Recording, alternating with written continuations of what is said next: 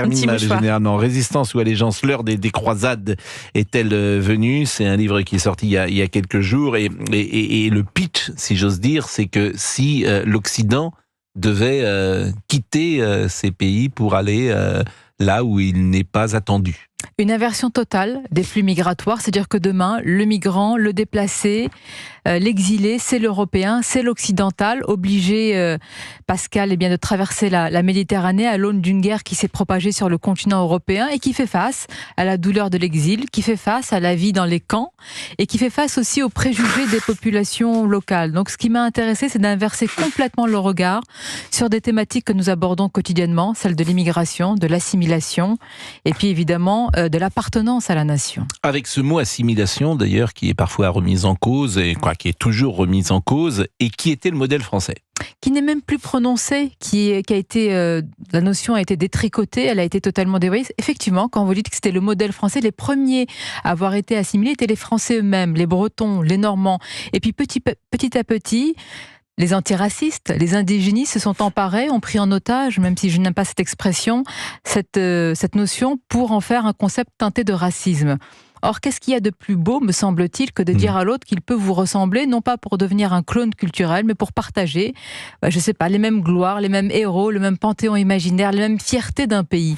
Et j'ai voulu inverser les rôles pour montrer que de l'autre côté de la Méditerranée, ces pays-là ne s'embarrassaient pas de préjugés pour demander, parfois, à marche forcée, l'assimilation. Mais oui, à marche forcée, parce que cette assimilation ne se faisait pas sans heurts, même sur le territoire de France. C'est-à-dire que c'est l'histoire française, c'est le centralisme français, mais les Bretons n'étaient pas très contents lorsqu'ils ne pouvaient plus parler breton. Et puis pareil pour les Corses. Alors, c'était à marche forcée l'histoire de France, l'histoire de la monarchie de France, parce que c'était plus facile sans doute, parce que ça permettait de vivre ensemble, bien évidemment, parce qu'une culture partagée, une langue partagée. Il y avait une homogénéité culturelle, voilà. Une homogénéité sur le plan de la religion, de l'histoire. Aujourd'hui, nous sommes face à un défi qui est énorme et il faut le constater. Il y a un fossé de plus en plus important entre l'identité et la nationalité.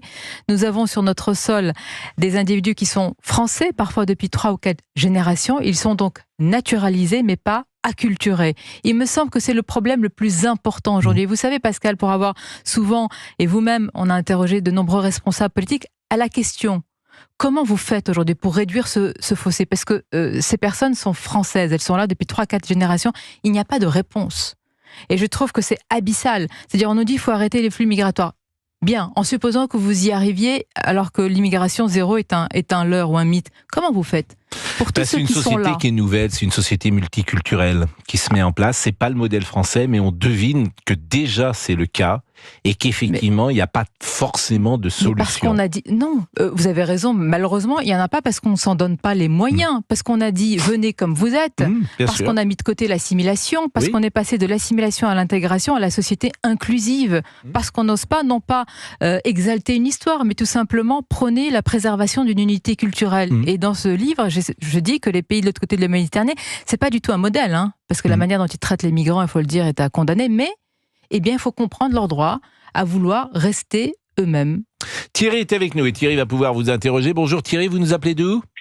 Bonjour Pascal, bonjour Mme Mabrouk, Charente. Charente, vous êtes le Thierry de Charente qui appelle régulièrement. Le Thierry de Charente. Le fameux Thierry de Charente. Bon, peut-être une question, une analyse. D'abord, est-ce que vous écoutez souvent Sonia Mabrouk ? Oui, bien sûr qui est très posé en plus dans ses paroles et c'est très instructif. Après, je partage pas forcément toutes ses idées, ça c'est ce qui est normal. Bien sûr. Chacun a les siennes. Mais pour revenir au sujet du jour, pour la jeune fille qui s'est fait tuer atrocement, enfin j'ai pas les mots parce que c'est toujours des faits divers qui me révulsent et qui me mettent un peu hors de moi. Surtout la base du fait divers, ces fameuses OQTF. Et alors, ça engage que moi ce que je vais dire. Beaucoup tirent sur la justice, mais sauf erreur de ma part, et je pense que même Mabrouk va pouvoir sûrement m'informer plus que ça, la justice, elle fait son travail. Ce qui est derrière, c'est l'application de la décision de justice qui est compliquée. Et la justice, j'ai l'impression qu'elle ressemble un peu au millefeuille administratif qu'on a en France. C'est-à-dire qu'un juge, il dit voilà, cette personne, elle doit quitter le territoire français. Elle va remplir le formulaire machin qui va partir dans le service truc, qui doit envoyer au machin bidule, qui doit revenir. S'il y en a un qui n'a pas coché la bonne case, tout s'arrête et plus personne ne sait ce qu'il doit faire. alors que le juge, à la base, il a rendu une décision de justice. Donc c'est l'application, c'est-à-dire que quelque chose qui pourrait être entre guillemets simple, c'est-à-dire la personne doit quitter le territoire français, on la met dans un avion, puis elle va dans le pays duquel elle vient, eh ben non. Pour des raisons administratives ou qui me dépassent, ou peut-être que par manque de connaissances, eh ben on ne fait pas. Non, Thierry, vous avez entièrement raison. Hein. Vous avez entièrement raison. Et ça me met hors de moi. Moi, je suis un pays. J'ai une obligation de payer mes impôts. Si demain je les paye pas, je vous garantis qu'ils vont pas mettre 6 mois pour me retrouver, pour me les faire payer.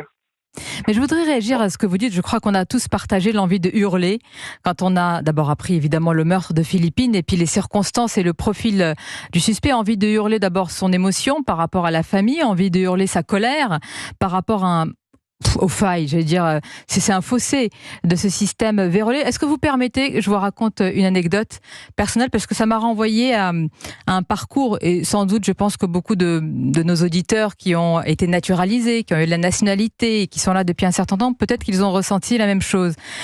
Je me suis posé comme tous la même question. Je dis comment cet individu qui a été condamné pour viol et qui est sous le coup d'une OQTF a pu rester sur le sol français. Alors vous parlez des failles et moi je me suis rappelé mon parcours. Je me suis dit pour avoir eu j'ai été naturalisée il y a quinzaine d'années.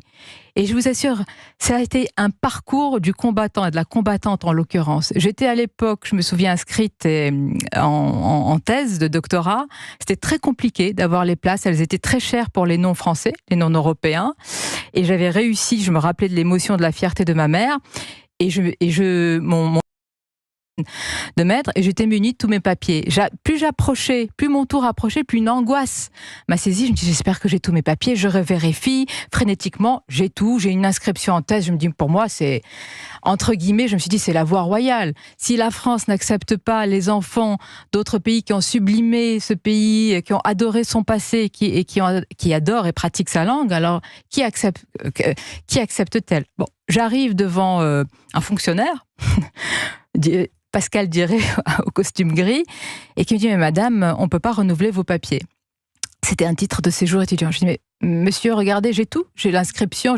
Il me dit, mais ça fait 2 ans que vous faites la même chose. Non, ça fait quelques mois que vous faites la même chose. Je lui dis, oui, mais je suis en thèse, monsieur. Ça dure au minimum 3 ans. C'est un doctorat. Et il me dit, c'est pas possible, madame. Et ce jour-là, je suis sortie. J'avais pas dit encore à mes parents que j'avais pas obtenu mes papiers. Je me suis dit, mais quel est donc ce pays ?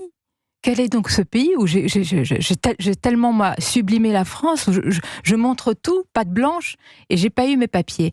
Et voyez-vous, après, le destin m'a tendu la main et j'ai pu travailler au magazine Jeune Afrique, et là c'était la voie du journalisme. Mais à ce moment-là, je me suis dit, c'est pas possible, c'est pas les mêmes droits et devoirs. Donc quand j'ai appris les circonstances de ce meurtre et comment cet individu est passé à travers toutes les mailles d'un filet déchiqueté, je me suis dit, mais est-ce qu'il y a une prime aux délinquants et aux criminels ? C'est-à-dire que lui est passé avec les accords de Schengen, parce que c'est intéressant. J'utilise toujours la même expression, on ouvre le capot lorsqu'il y a ce type de fait, de drame, et on voit comment les choses se passent. Il entre avec un visa touristique en Espagne. Comme il est mineur, il peut rester en Espagne, et il est sans doute sous le régime de l'exil, parce qu'il est mineur isolé. Et comme il est en Espagne avec les accords de Schengen, il peut venir en France. Et certains remettent en cause les accords de Schengen pour les non-européens.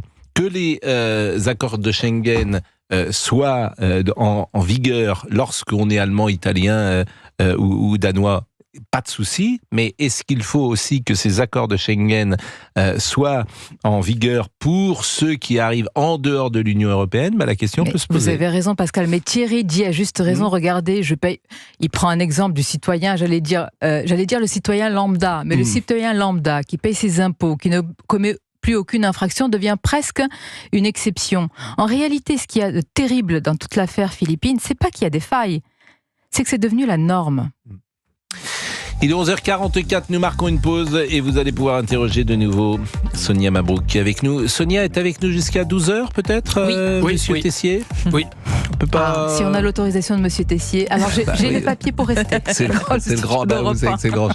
J'aurais bien gardé, mais bon, c'est vrai qu'il y a beaucoup d'actualités. Mais vous n'êtes pas à l'antenne aujourd'hui sur CNews. Non, c'est mon jour de repos, vous voyez, je viens vous voir. Avec grand plaisir. 11h45, à tout de suite.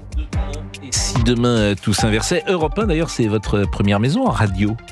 Oui, c'est la première et je dis souvent que c'est la seule. C'est ma Madeleine de Proust parce que mon grand-père et puis mes parents écoutaient Europe 1 depuis Tunis et depuis Carthage. Donc j'ai toujours eu la musicalité, les voix d'Europe 1 dans la tête et quand on a ça au fond du cœur et de l'esprit, on change difficilement. Et vous êtes la plus ancienne désormais quasiment à Europe. Oui. Ça fait quelques avec temps. Queen Catherine quand même. Queen Catherine, évidemment, Catherine Ney. Mais bon, c'est vrai que vous avez travaillé avec Jean-Pierre El Kabbach et vous avez travaillé avec les grands noms, évidemment. Oui, tout à fait. Ça fait 15 ans à Europe 1. Ah oui, c'est quand même ça, un bail. Oui, c'est une petite vie, pour que ça dure, comme on dit. Bon, je remercie Thierry, évidemment, qui est non pas Angoulême, mais en Charente. Oui, exactement. Vous avez peut-être pas prévu quelque chose ce week-end? Un petit programme? C'était l'anniversaire de ma femme. Alors vous lui avez offert le livre de Sonia Mabrouk, j'espère, et si demain tout s'inversait. Non, franchement, non. Bon, alors vous allez... mais ça peut être une très bonne idée, cadeau. En tous les cas, vous lui souhaitez bon anniversaire de notre part à tous. Exactement, et qu'est-ce que vous avez fait, comment vous avez célébré ça? C'est très simple, un gâteau avec des bougies et des enfants. Alors ça, c'est le minimum, mais il y a peut-être un petit cadeau, une petite elle aura une surprise. Bon. Par contre, Pascal, je peux me permettre juste un mot sur, juste par rapport à ce que M. Macron, le président, a dit, qu'il faut agir. Qu'il le fasse, puisque une OQTF, administrativement, elle est signifiée, donc il prend ces gens, il les met dans des avions, puis il les renvoie chez eux. Il y a 700 000, 700 000 OQTF, donc ça va pas être simple. Ils sont arrivés, ils peuvent repartir. Yann va être là dans une seconde, mais je vous propose d'écouter Monsieur Migaud, qui était ce matin sa première intervention. Alors évidemment, c'est toujours intéressant de savoir où tu fais ta première intervention. Tu l'as fait à France Inter, comme Monsieur Antoine Armand. Et c'est aussi signifiant aujourd'hui, au-delà de qui parle, c'est sur quels médias les uns et les autres parlent. Et c'est peut-être dommage, c'était pas comme ça en tout cas il y a 30 ou 40 ans, mais première intervention qu'il fait, c'est à France Inter, Monsieur Migaud. Je vais regarder si les procédures sont totalement adaptées face à ce type de situation pour, avec mon collègue de l'Intérieur, éventuellement proposer les modifications nécessaires. On doit ressentir, pour moi c'est un sentiment d'échec, bien évidemment, quand on est confronté à ce type de situation. C'est évident. Donc comment faire en sorte que ce type de situation ne puisse pas se reproduire? Bon, et ça, ce sera de ma responsabilité avec le ministre de l'Intérieur et l'arbitrage du Premier ministre par rapport à un certain nombre de propositions que nous pourrons lui formuler. Mais bien évidemment que c'est inacceptable. C'est intéressant la rhétorique. Vous avez vu le mot sentiment à toutes les sauces. Sentiment d'insécurité, sentiment d'échec. Non, c'est un échec. Sans doute collectif, Monsieur Migaud vient d'arriver. C'est pas un sentiment d'insécurité. Insécurité, c'était d'ailleurs dans ce même studio qu'Éric Dupond-Moretti, alors garde des Sceaux, avait parlé de ce sentiment d'insécurité. Nous sommes avec Yann qui est commercial et qui voulait poser une question ou intervenir ou échanger avec Sonia Mabrouk. Bonjour Yann. Bonjour Pascal, bonjour Sonia. Bonjour. Avant de poser ma modeste question, je voudrais quand même saluer Sonia Mabrouk, pour laquelle j'ai vraiment une grande estime. Pour sa retenue, sa culture, et puis, puisque c'est quand même le sujet, son assimilation parmi nous. Merci, voilà, moi, ma question, merci beaucoup. elle est assez... c'est très sincère, vraiment. La question est la suivante, en fait. La France est le pays qui connaît la plus grande communauté arménienne d'Europe, la plus grande communauté de gens originaires du Sud-Est et de Chine. Je ne parle même pas des Italiens et des Portugais qui enrichissent notre pays. Donc l'assimilation ou l'intégration, on en a fait la démonstration, elle marche. Mais aujourd'hui, on entend ici ou là que nous ne savons plus intégrer et encore moins assimiler. Donc la question, c'est est-ce que c'est nous, les pauvres Français de base, qui savons plus intégrer ou assimiler, ou est-ce que c'est un certain nombre de gens qui ne veulent plus ou ne veulent pas s'assimiler? Tout d'abord, merci pour ce que vous m'avez dit. Merci pour la question. Moi, je pense qu'il y a un obstacle majeur qui est celui du nombre. Il est impossible d'assimiler en continuant d'accueillir autant. Et le dire, ce n'est pas du tout rejeter l'autre. Le dire, c'est au contraire pouvoir donner la chance à des millions de Français de 3e ou 4e génération d'être assimilé. Donc déjà, on part d'une situation où il n'est plus possible d'assimiler. Donc déjà, le nombre est la barrière. Deuxième chose, vous dites, est-ce que c'est de notre faute ? C'est pas de notre faute, je veux dire la France, l'Europe ou l'Occident, mais quand même il y a une question, à quoi assimile-t-on aujourd'hui ? Quand on n'ose plus proposer un projet assimilationniste, quand on n'ose plus assumer son histoire, avec d'ailleurs ces moments de gloire, de défaite, de lumière et d'ombre aussi. Moi je viens d'un pays qui n'a pas été colonisé, mais c'est un protectorat en Tunisie, donc il y a, vis-à-vis de la France, des moments évidemment où on reconnaît tout ce qui a été fait. Moi, quand je me balade dans les rues de Tunis, je vois un patrimoine architectural exceptionnel et je me dis, il y a quand même des bienfaits. Il y a aussi des ombres, évidemment, importantes pour la colonisation. Donc, tout ce passé qu'on n'assume plus, et en particulier en grande partie à l'école, c'est aussi quand même de notre faute. Voyez-vous, Yann, c'est-à-dire qu'on n'ose plus le transmettre à tous ces nouveaux arrivants. Et moi, je me demande aujourd'hui comment on fait, comment on peut proposer un projet si on ne s'aime pas soi-même. Vous savez, un pays doit donner à être aimé. Et malheureusement, aujourd'hui, la France, parfois, elle fait davantage pitié qu'elle ne donne à aimer. Une fois qu'on a dit cela, ça ne veut pas dire que c'est la faute à la France. Ça veut dire qu'il y a une minorité, mais parfois ce sont les minorités qui font l'histoire, qui nous ont empêchés de développer ce projet, qui nous empêchent de parler d'assimilation, qui extrême droitisent tous ceux qui osent parler de ce projet généreux, universaliste, qui est de dire à l'autre, venez, mais ne venez pas comme vous êtes, venez parce que nous avons à vous proposer des héros, on a à vous proposer une sentimentalité, un pays qui a été il y a encore quelque temps admiré dans le monde entier. Je veux dire, il n'y a pas plus beau que ce pays quand on a envie de s'accomplir, non pas de réussir, mais de s'accomplir. Donc si on ose de nouveau le dire, vous savez, parfois on me dit, mais c'est rien de le dire, mais enfin, on ne se rend pas compte que c'est énorme. Quand on ouvre la porte à quelqu'un, même dans une maison, et qu'on lui dit « Regardez, rien ne va plus », vous croyez qu'on a envie de rentrer dans la maison et qu'on a envie de bien s'installer et de partager les codes culturels et les mœurs. Donc voyez-vous, c'est une responsabilité qui n'est pas partagée, mais assumons ce que nous sommes, assumons quand même ces ombres et ces lumières pour ne pas avoir affaire à une post-France. Moi, j'aime la France telle qu'elle est, c'est pas une nostalgie, je crois que c'est un projet d'avenir.